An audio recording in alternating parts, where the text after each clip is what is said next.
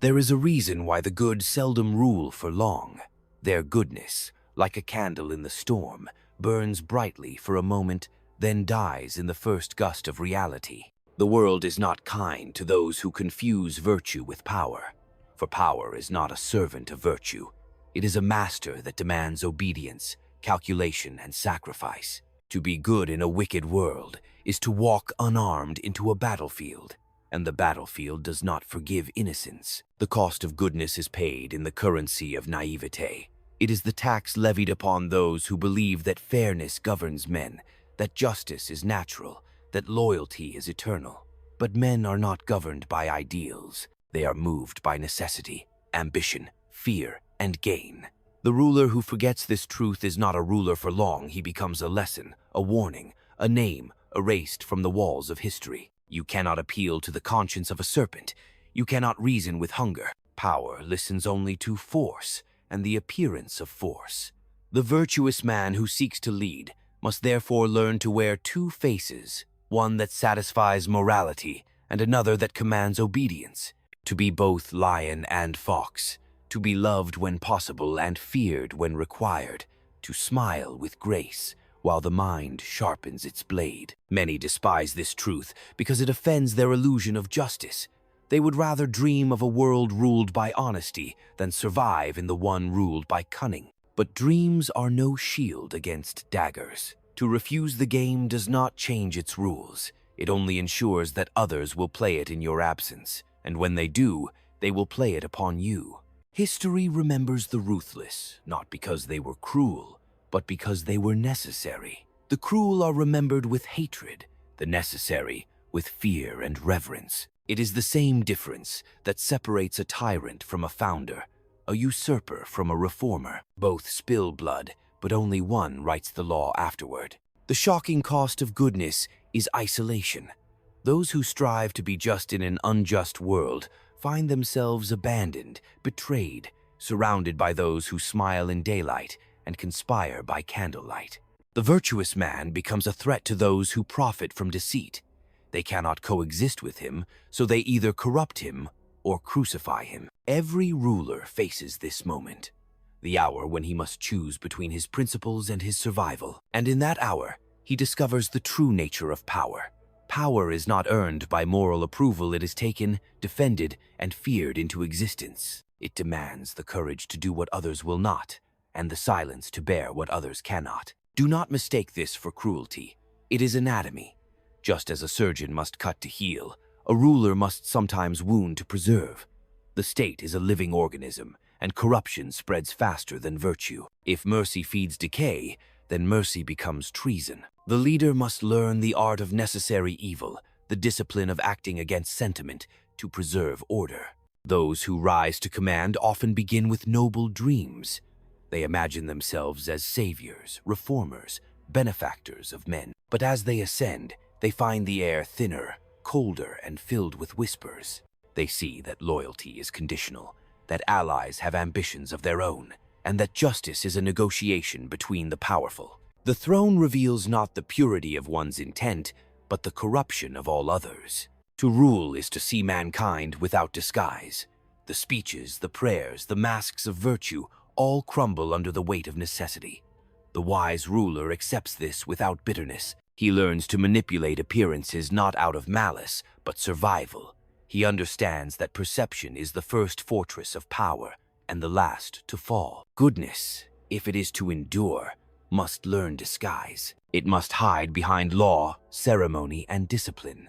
It must learn to punish swiftly, to reward selectively, and to speak less of virtue than of consequence. For the crowd does not respect goodness, they envy it, mock it, or exploit it. The crowd obeys strength dressed in justice. It is a terrible burden to know that righteousness alone cannot save you, that compassion without strategy leads to ruin, that the heart, left unguarded, becomes a weapon for your enemies. But such is the price of truth. Those who lead must live with the paradox that to preserve what is good, they must sometimes act as if they were not. Power does not corrupt, it reveals. It strips away the pretense of morality and exposes what necessity demands. The virtuous who survive in power are not saints, They are strategists who learn to balance mercy with manipulation, courage with deceit, vision with ruthlessness.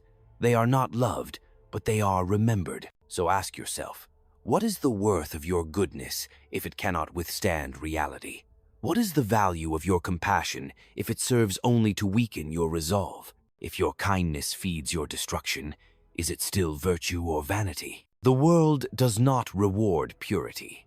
It rewards the illusion of it, wielded by those who understand the machinery of perception. The wise man, therefore, must learn to act unseen, to mask intent beneath calm, and to turn every virtue into a weapon of control. To be good in this age is to be strategic in goodness, to know when to bend, when to silence, when to strike, to understand that sometimes the only way to protect what is noble is to fight with what is not. Those who cannot bear this contradiction are condemned to irrelevance.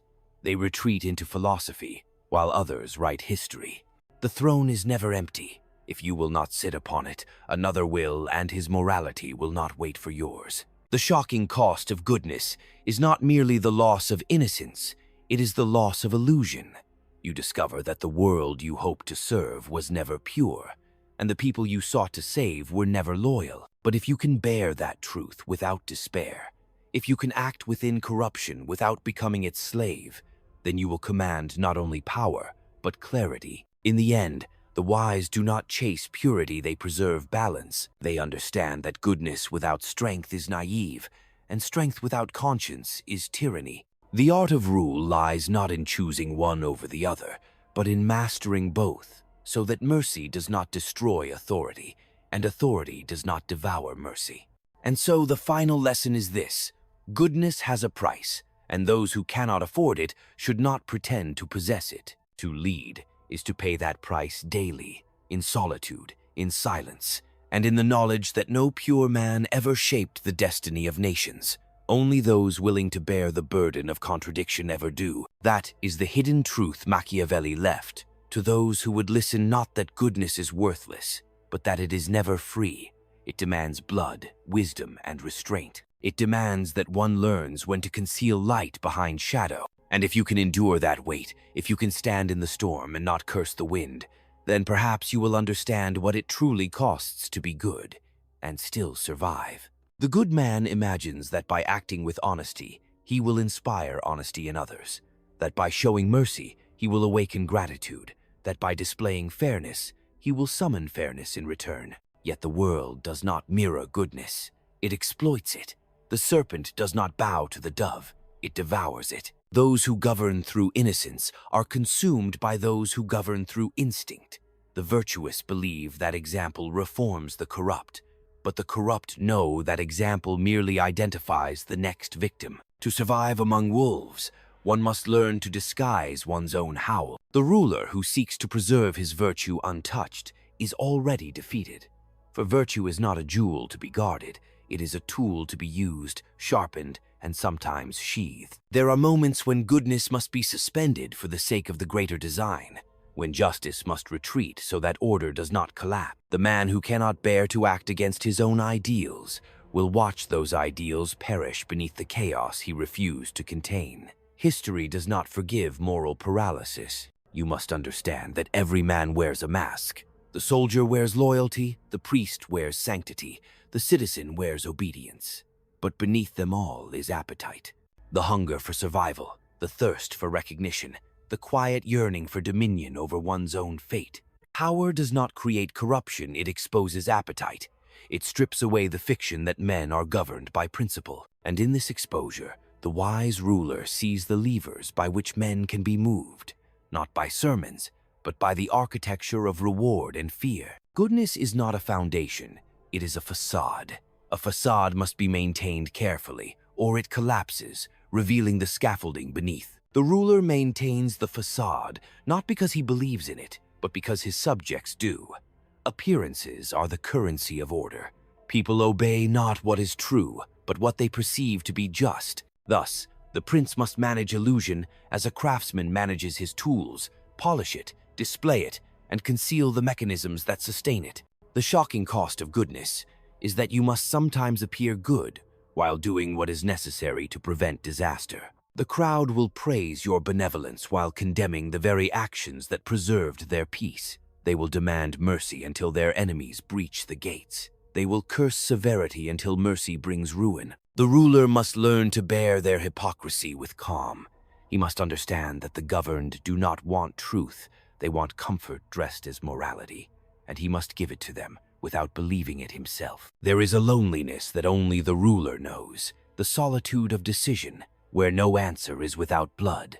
To command is to wound, to preserve is to betray, to endure is to harden. Those who ascend to rule believing they can remain untainted soon discover that purity is a luxury of those who have no power. Power stains everything it touches, not because it is evil, but because it requires choice, and every choice excludes mercy for someone. The world's stability is built upon invisible sacrifices, those whose names history will not record, whose blood secures the illusion of order. To lead is to carry this burden without confession, to know the cost of each law, each punishment, each alliance, and to proceed nonetheless. For hesitation is a form of weakness, and weakness invites conquest.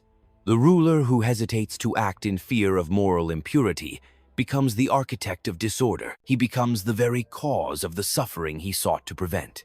And when the people cry out for deliverance, they will not remember his virtue, they will remember his failure. Goodness, to be effective, must learn cruelty. Not cruelty for pleasure, but cruelty with purpose. The surgeon who fears the knife kills the patient. The ruler who fears hard decisions kills the state. A clean conscience is a comfort the powerful cannot afford. They must trade it for the quiet discipline of necessity, the knowledge that what must be done will seldom be applauded, yet must be done nonetheless. And yet, even as he hardens himself, the wise ruler never becomes the beast he imitates. He uses deception without becoming deceitful, violence without becoming violent, manipulation without becoming enslaved to it. The distinction lies not in what he does, but in why he does it. His actions serve the architecture of stability, not the indulgence of desire. That is the subtle art, the difference between tyranny and strategy. Those who rise without this discipline become monsters. Those who refuse it become martyrs. Only those who master it become rulers. They see that goodness and ruthlessness are not opposites, they are instruments. Both must be tuned, balanced, and played with precision. Too much mercy invites rebellion. Too much fear invites hatred. The ruler's genius lies in harmonizing both, to create a state where the people obey willingly, even when their freedom is an illusion. Every generation believes it is more moral than the last, that it has transcended the brutal necessities of the past. Yet beneath its progress, the same mechanics persist, the same ambitions, the same fears, the same subtle exchanges of obedience for protection. The language of virtue changes, but the instinct for control remains. Power evolves, but its hunger does not. Whether draped in religion, ideology, or democracy, its nature is unchanged. It survives by appearance, fear, and desire. Do not be deceived by the gentleness of modernity. The court has merely moved online. The daggers have become words, and betrayal now wears the face of civility. But the game remains. Influence replaces armor. Optics replace armies. The battlefield is invisible, but the casualties are the same. In this age, the ruler's weapon is narrative, the control of perception through the illusion of choice, and those who fail to wield it will find themselves ruled by those who do. Goodness today is not the absence of manipulation, it is the mastery of it toward a higher order. The leader who understands this wields morality as a mask, not as a chain. He crafts his image not as vanity, but as strategy. For perception is the modern sword, and silence the modern shield. Those who reveal too much of their conscience will be devoured by those who reveal nothing at all. The ruler must learn patience, the kind born of cold observation. He must see the world not as it should be, but as it is. A theater where motives wear costumes, where every friendship conceals calculation, where every gesture is weighed for advantage. To survive this theater, one must become both actor and director, never lost in the performance, yet never stepping out of it. The cost of goodness, then, is perpetual awareness. You may not rest in innocence, nor seek refuge in ignorance. Every kindness must be measured, every word considered, every alliance tested. You cannot afford the purity of impulse. You must cultivate the discipline of restraint.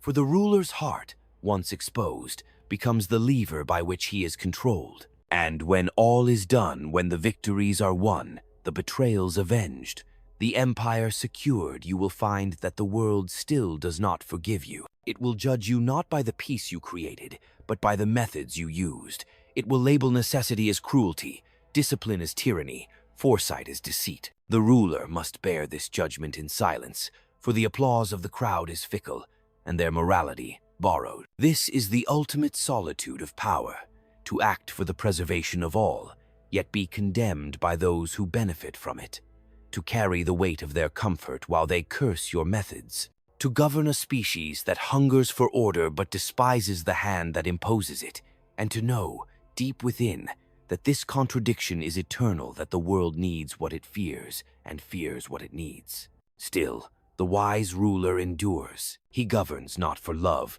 nor for glory, but for the quiet satisfaction of mastery, the mastery of himself, his passions, and the chaos around him. For in the end, the only true victory is control not of others, but of one's own nature in the face of power's temptation. And perhaps that is the final revelation, that the shocking cost of goodness is not the loss of morality, but the loss of illusion. To see clearly is to suffer, but to act, despite that suffering, is to rule. Those who can bear that vision without retreat will shape the world. Those who cannot will be shaped by it. Thus the question remains, not whether you will be good, but whether you will be effective, and whether, when the moment demands it, you will pay the price that goodness demands. For in the end, every ruler must decide to remain pure and powerless, or to be necessary and endure. Consider the city that prided itself on its mercy. It pardoned thieves to appear compassionate, spared traitors to seem humane, and forgave debtors to appear just. Its leaders thought this leniency would inspire loyalty.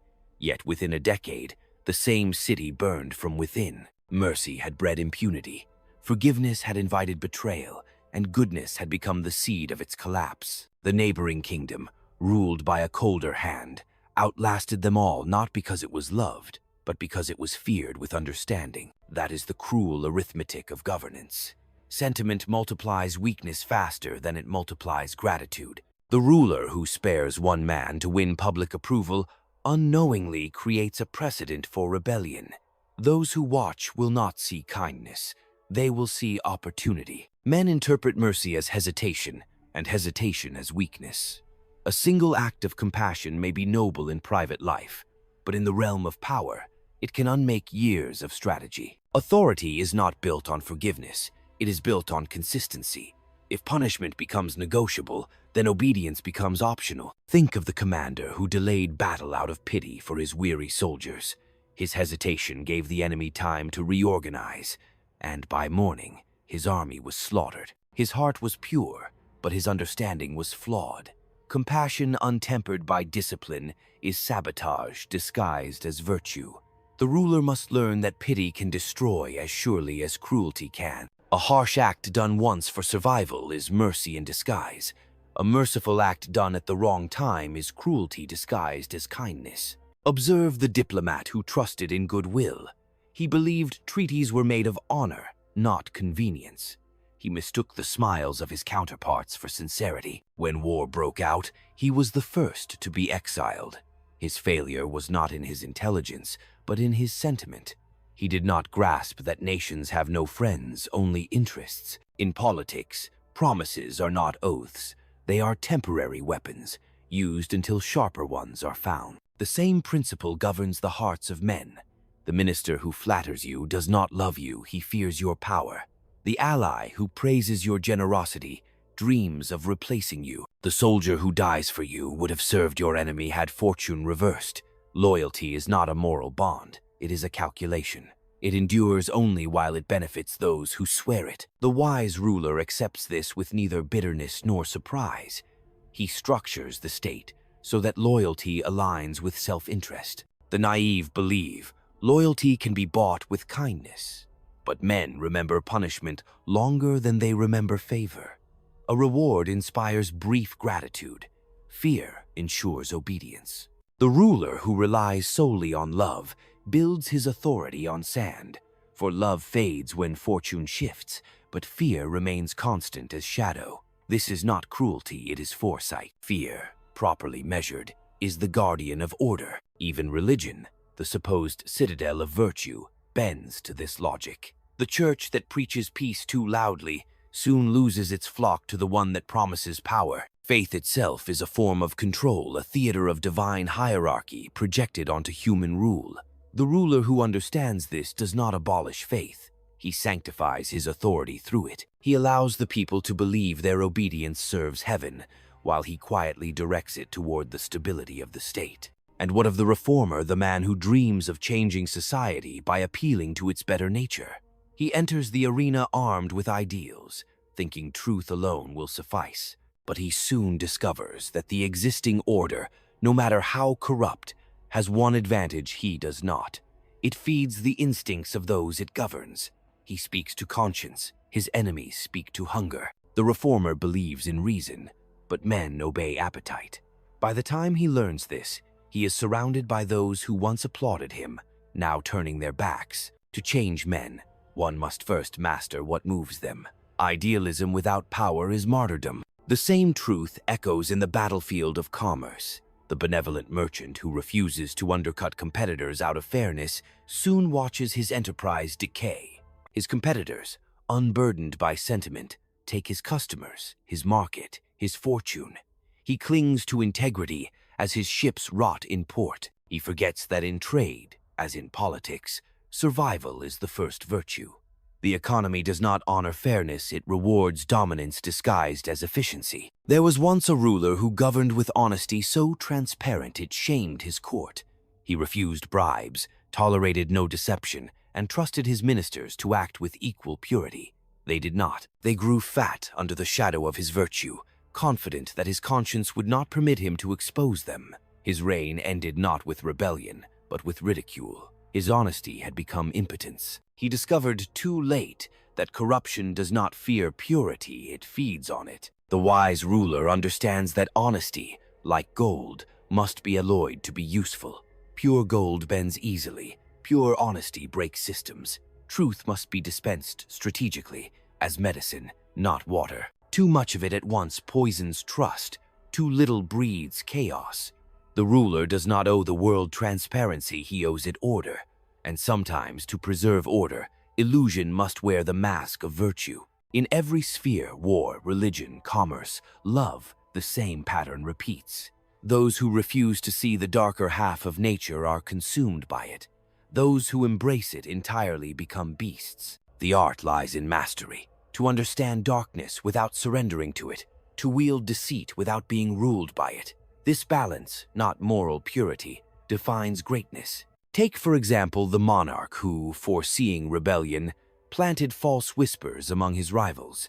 Each believed the other plotted treason. Distrust grew, alliances shattered, and the plot dissolved before it began. Not a single sword was drawn, yet the throne remained intact. Was this deception immoral, or the highest form of wisdom? The ruler who governs by force alone invites resistance. The one who governs by perception governs indefinitely. Or the general who, facing defeat, spread rumors of supernatural aid, convincing his soldiers that the gods themselves fought beside them. Their fear turned to fury, their despair into discipline, and victory was born from illusion. Some would call it manipulation. He called it leadership. For men do not fight for logic, they fight for belief. The ruler who understands this crafts belief as a weapon, sharper than any blade. These are not tales of cynicism, but of recognition. The structure of the world is immoral. The storm does not punish the weak, it simply destroys them. The ruler's task is not to lament the storm, but to navigate it, to understand when to bend and when to strike, when to conceal mercy and when to display ruthlessness. For survival itself is a virtue perhaps the only one the earth respects. The philosopher may condemn such pragmatism, but the dead philosopher writes no laws. Morality without power changes nothing. Power without morality corrupts absolutely. The ruler's challenge is to blend them into a single art, to use moral language to legitimize necessary cruelty, and to use fear to enforce noble order. This synthesis is the unseen engine of civilization, and so the examples continue through time. Empires that fell because they were too gentle, republics that crumbled because they mistook freedom for discipline, revolutions that devoured themselves because they believed the crowd could govern without hierarchy. The same principle lies beneath them all. Nature despises imbalance. Excess virtue collapses into weakness, just as excess vice collapses into chaos. The ruler's task is not to choose one, but to navigate between them with precision colder than justice and wiser than mercy. In this lies the hidden truth, that the good who refuse to understand power will always be ruled by those who do. The cost of goodness is paid in silence by those who survive it, and only those who can look upon that cost without flinching deserve to command. The shocking cost of goodness is the erosion of certainty. When one rises above the moral noise of society, when one begins to see how easily righteousness can serve ambition, and how often compassion conceals calculation, the world no longer appears divided between good and evil. It dissolves into necessity. The ruler learns that to preserve life, he must often act against the principles that gave it meaning. He sees that justice, once absolute, bends under pressure like metal in fire, and that what men call good shifts with the direction of their fear.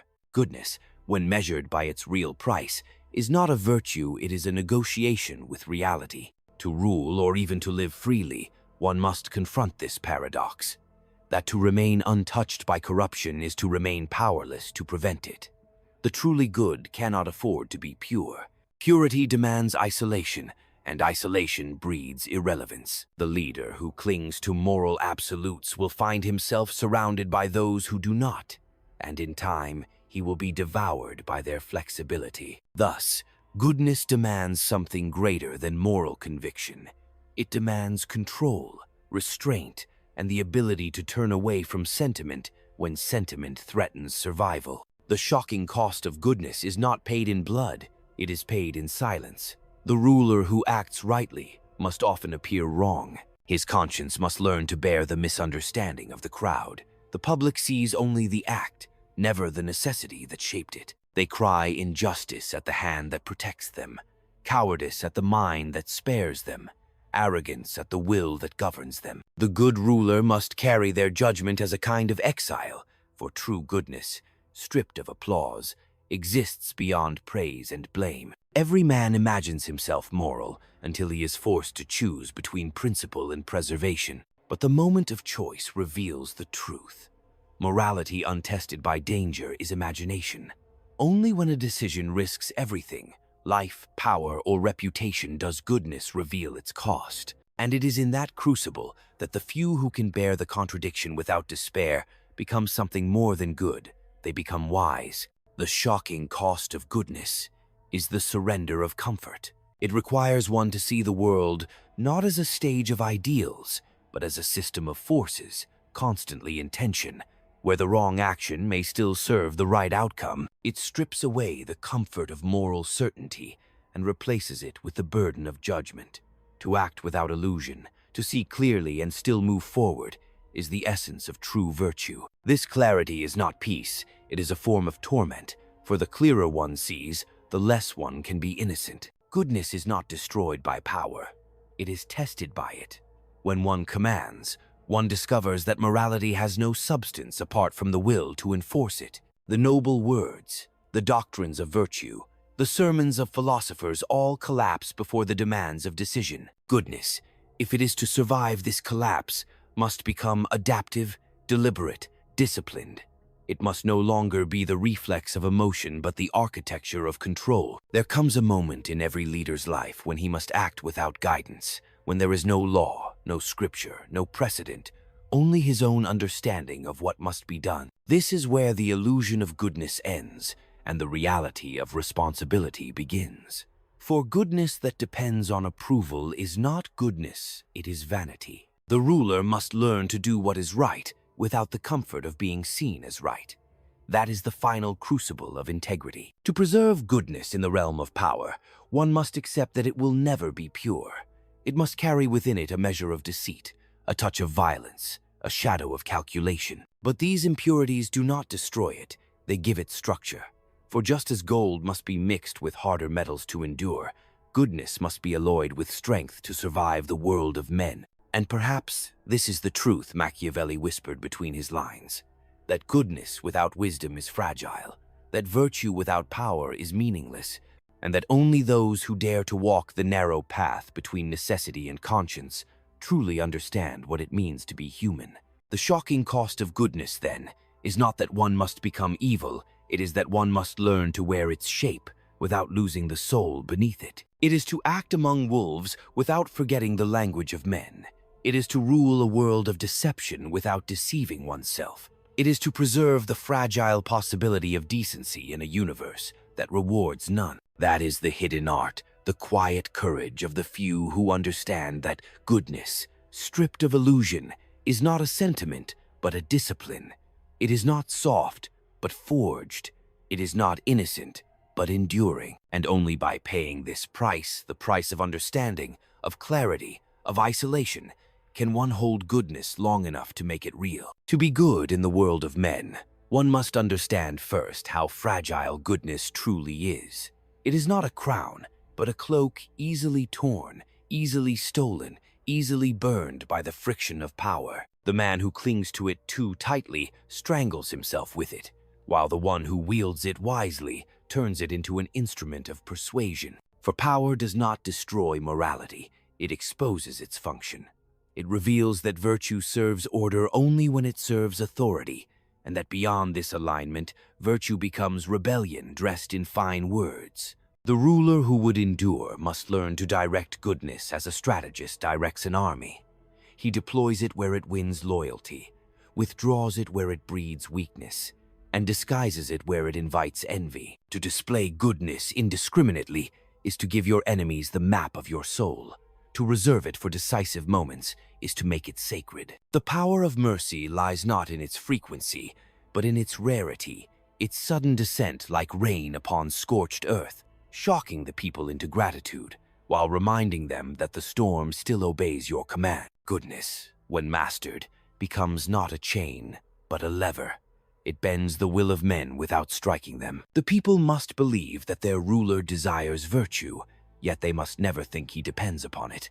Once they sense that his morality limits his reach, they will test it. Once they discover it restrains his hand, they will tempt it. Therefore, a ruler must seem governed by conscience while being governed by necessity. He must let the people worship his virtue, but he must never worship it himself. There is no greater illusion than the belief that morality guarantees legitimacy. Legitimacy is not born from purity, but from stability. A ruler may be hated and still endure, but once he is seen as weak, he is already defeated. Men will forgive cruelty if it brings security. They will not forgive hesitation if it brings chaos. To preserve order is the first duty of governance, and in this duty, morality is a servant, not a guide. He who governs by moral impulse becomes a slave to the unpredictable. For morality changes with time, with hunger, with fear. The people praise severity when it spares them, and curse it when it touches them. They love freedom until it breeds disorder, and cry for authority once they drown in it. The wise ruler knows that public virtue is an echo, its sound shaped by circumstance. He therefore listens not to their words, but to the conditions that produce them. The art of rule lies in the discipline to distinguish between what is admired and what is effective. Many a ruler has fallen by mistaking applause for power. The crowd cheers the generous ruler, but secretly follows the decisive one. The crowd calls for justice, but serves the one who ensures bread. Therefore, a ruler's goodness must always walk hand in hand with his utility. Every noble act must conceal a calculation, every generous gesture a purpose. The appearance of benevolence is a shield. The substance of control is its spine. And yet, there is wisdom in restraint. The ruler who relies only on fear courts revolt, just as the one who relies only on love invites manipulation. Power breathes through balance. Fear must never become terror, for terror breeds despair, and despair turns men reckless. Love must never become trust, for trust breeds presumption, and presumption breeds betrayal. Between the two lies the narrow path of command, where the ruler maintains both distance and dependence. The people must need him more than they resent him, fear him more than they hate him, and obey him more than they understand why. Goodness, in its highest form, is not moral, it is structural. It is the alignment of laws, incentives, and appearances so well calculated that even selfish men act in ways that preserve order. The wise ruler governs less by command than by design. He ensures that loyalty serves self-interest, that justice serves obedience, and that the people's hope, however faint, always points back to his throne. In this architecture, goodness is not preached, it is built. He who governs must learn to wear many skins, the lion's strength to frighten, the fox's cunning to avoid traps, and the dove's calm to disarm suspicion. To be only lion invites challenge. To be only fox invites contempt. To combine both is mastery. But to combine them while appearing a dove, this is genius. The ruler who perfects this illusion wields control invisible yet absolute, and in that invisibility lies the purest form of power. Understand this. Men obey symbols more than laws. They obey order more than truth. They follow the figure who embodies their fear and their hope, even when he deceives them. For deception that stabilizes the world feels to them like a kind of justice. Therefore, the ruler must craft his own mythology not to delude himself, but to govern theirs. Goodness, as they perceive it, becomes the theater in which his authority performs. The shocking cost of goodness, then, is the surrender of moral comfort for political clarity. It demands that one sees men as they are, not as philosophy describes them. It requires the strength to act without the crutch of innocence, to rule without the intoxication of righteousness. It demands an iron patience to endure hatred without flinching, and to appear gentle without surrendering the will to command. And when night falls upon the palace, when the applause fades and the courtiers retreat, the ruler faces the silence of his own understanding. In that silence, he measures the distance between what he has done and what he once believed. He knows that he has preserved the realm not through purity, but through discipline. He knows that his goodness has been rewritten by necessity, and yet he also knows that the world still stands because of it. In that moment, he discovers the final truth of power, that the highest form of goodness is endurance. To remain unbroken while bearing the contradictions of rule, to act in darkness without becoming blind, to command cruelty without losing humanity, to master deceit without surrendering to it. That is not the goodness of saints, but of sovereigns. It is the virtue that history forgets, but civilizations remember the virtue that keeps men civilized, even when the world itself no longer deserves it. Goodness, when carried into the realm of command, must be stripped of illusion and clothed in discipline. The ruler cannot afford the luxury of feeling purely. Emotion, left unchecked, becomes the accomplice of ruin. He must therefore learn to feel as an artist feels toward his craft, with precision, not indulgence. Compassion is useful only when it strengthens loyalty.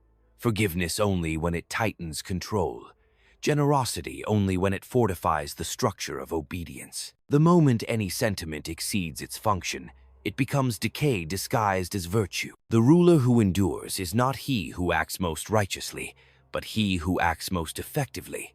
For the moral world belongs to philosophers. The real world belongs to those who dare to shape it. Every law, every decree, every act of statecraft is an incision upon the flesh of humanity. It must be done cleanly, swiftly, and without trembling. To hesitate is to bleed authority. To justify is to invite debate. Power must move like fate, inevitable, unhurried, and beyond appeal. The wise ruler never confuses morality with legitimacy. He understands that men obey not because they are convinced, but because they are conditioned. Stability, not virtue, is the root of peace. The people do not crave goodness, they crave predictability. The tyrant who ensures order will be tolerated longer than the idealist who brings uncertainty. For men will forgive the hand that restrains them, but never the one that leaves them unguarded in chaos. Goodness becomes dangerous when it forgets this truth. When it begins to act for the pleasure of being good, rather than the necessity of doing what preserves the state, it ceases to serve and begins to destroy. The ruler must therefore keep his virtue sharp and cold, never sentimental, never indulgent. To act from pity is to act without calculation. To act without calculation is to surrender the future. In governance, sentiment is suicide, disguised as kindness. Yet, it is not enough to command. One must also endure the appearance of injustice. The ruler who seeks to be seen as purely good becomes the prisoner of his image. He will avoid necessary severity for fear of public censure, and in that hesitation, the worms of disorder begin to breed. He must learn to be unjust in the eyes of men to remain just in the eyes of history. Posterity does not remember intentions, it remembers results. The ruler who saves his state through harsh means will be condemned in his time and revered in the next. The one who ruins it through virtue will be praised while alive and forgotten thereafter. Goodness, if it is to wield real power, must operate in secret. The visible hand of authority must be firm, even ruthless. The invisible heart may still act with measure and purpose. The ruler must conceal his humanity beneath the armor of command, for once the people sense the pulse of hesitation, they will cease to fear his will, and the machinery of order will begin to rust. The mask of power is not deceit, it is protection. It preserves both ruler and realm from the instability of human passion. And so, goodness survives only when it learns the discipline of disguise. The ruler who can smile while planning, who can speak gently while deciding severely, who can appear merciful while enforcing law without mercy, he is the true master of the political art. For the people follow not truth but confidence. They trust the appearance of virtue more than the existence of it. Their faith rests upon spectacle, not substance. The ruler must therefore perfect the theater of righteousness while performing the calculations of necessity. Do not mistake this for hypocrisy. Hypocrisy is the failure of weak men who preach what they cannot enforce. The ruler's deception is not hypocrisy, it is function. It keeps the structure intact. The lie he tells preserves the peace the truth would destroy. His duplicity is the price of collective stability, paid quietly, without ceremony, so that others may continue to dream of innocence. To lead well, one must accept that goodness cannot guide, it must serve. The ruler's duty is not to be good, but to be effective enough that goodness remains possible in the world he governs. The philosopher may curse this truth, the general may exploit it, but the ruler must live it. For if he falters, the chain of civilization weakens, and the barbarism he sought to restrain will rise again from the cracks of his mercy. The shocking cost of goodness is therefore paid not in the act itself, but in what it demands afterward.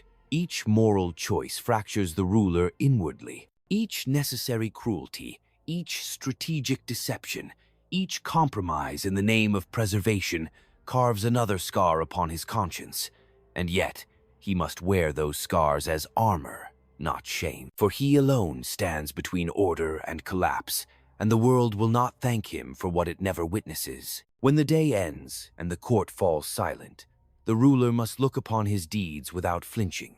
He must accept that goodness in its purest form belongs only to those who bear no responsibility. He must understand that in choosing to govern, he has renounced the comfort of moral purity for the weight of consequence. He does not serve morality, he serves continuity. He does not seek approval, he seeks endurance. In the final measure, the ruler who endures is not remembered for his virtues, but for his vigilance. His goodness, stripped of sentiment, becomes structural. It is the invisible balance between order and oppression, justice and control, appearance and truth. It is the calm within cruelty, the logic within deception, the restraint within force. It is a form of discipline that transcends morality, because it sustains what morality alone cannot. This is the essence of rule, the transformation of goodness from impulse to instrument. For only when goodness ceases to be a personal virtue and becomes a public design does it endure. It ceases to be a feeling and becomes a form. It ceases to be an intention and becomes a system. And in that transformation lies the only goodness the world will ever truly respect. The kind that survives. Goodness, to retain meaning in the realm of command, must surrender the illusion of purity. It cannot exist as a mere sentiment or moral comfort. It must evolve into a principle of balance, a force that measures every act against the preservation of the whole. The ruler learns that he is not a guardian of virtue, but of order, and that the preservation of order sometimes demands acts that appear to contradict the very ideals that justify his rule. In this recognition lies the fracture of the soul, the silence no philosopher will understand, for philosophy is written in abstraction while leadership is carved in consequence. Every decision becomes a wound, every necessity a confession. And yet he continues, for to hesitate would be to abandon his duty to those who cannot bear the weight of choice. The good ruler knows that he cannot govern with ideals alone. He must govern with understanding. He studies men not through the lens of what they claim to be, but through what necessity makes of them. He sees the private hunger behind public virtue, the cowardice hidden in devotion, the ambition wrapped in service. And he learns that the art of governing is not to erase these flaws, but to weave them into a structure that serves stability. He does not reform the hearts of men, he directs their impulses. He does not cleanse their nature, he channels it. For to attempt to purify human nature is to destroy it, and the ruler who attempts to make men angels will awaken beasts. In this discipline lies the rarest wisdom to see clearly without despising, to command without arrogance, to act decisively without delighting in the power to do so. The ruler must walk within the shadow of his own understanding, aware that the same clarity that grants him control also isolates him from those he protects. The people see the crown, he feels the chain. They see glory, he feels gravity. And this gravity, this unspoken weight, is the true price of authority. For every ruler who acts justly must also bear the guilt of what justice requires, the punishments unseen, the compromises unspoken, the sacrifices made in silence. The world will never understand the cost of restraint. They will call the ruler cold because he does not weep, and cruel because he does not falter. They will call him ambitious because he acts with precision, and godless because he does not pray aloud. Yet his restraint is not born of indifference, it is born of clarity. To feel deeply and act slowly is the hardest form of discipline. The weak act from impulse and call it sincerity. The strong act from necessity and are condemned for calculation. But only the latter preserve the world long enough for the former to moralize about it. Goodness without strength dissolves into sentiment, and strength without goodness collapses into savagery. The ruler must embody both without becoming prisoner to either. He must be the fire that warms and the iron that restrains, the eye that sees both light and shadow, unmoved by either. For the measure of power is not in its reach, but in its control. The ungoverned ruler is no ruler at all. He is a storm waiting for ruin. It is mastery, not mercy, that sustains civilization. And that mastery must first be exercised inwardly, upon the restless passions of his own heart. In this sense, the shocking cost of goodness is self-conquest. It demands that one kill the vanity of appearing good to preserve the substance of being effective. It demands the discipline to act alone, to accept that righteousness in solitude outweighs applause in the crowd.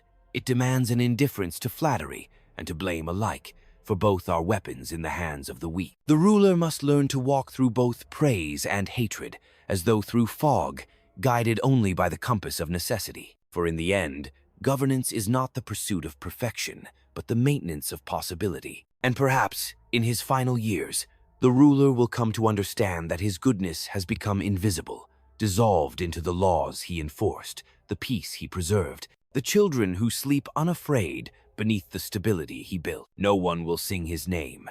No monument will capture the solitude of his restraint. His legacy will not be purity, but endurance. He will die knowing that the true virtue of leadership lies not in being celebrated, but in being misunderstood for the sake of what must endure. This is the final truth, that goodness, when measured against the scale of power, is not light, it is structure. It does not shine, it sustains. It does not proclaim, it endures. And those who grasp this truth are neither saints nor tyrants. They are the architects of continuity, whose cold patience preserves what beauty the world can still afford. For in the end, History does not ask whether the ruler was good. It asks only whether, under his hand, the world continued to exist. And so the final truth stands, silent and immovable. Goodness, when joined with power, ceases to be an ornament and becomes a burden. It demands clarity where others find comfort in illusion, endurance where others seek applause. The ruler who understands this no longer chases the fleeting purity of virtue. He constructs the conditions under which virtue can survive. He does not preach peace, he enforces it. He does not promise justice, he maintains its fragile balance.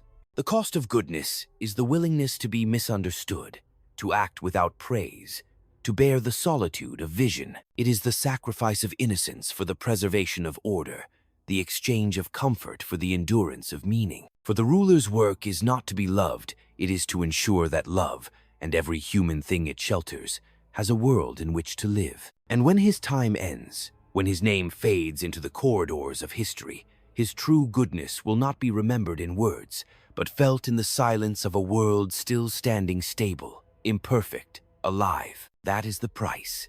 That is the victory. That is the hidden face of goodness that survives the ages.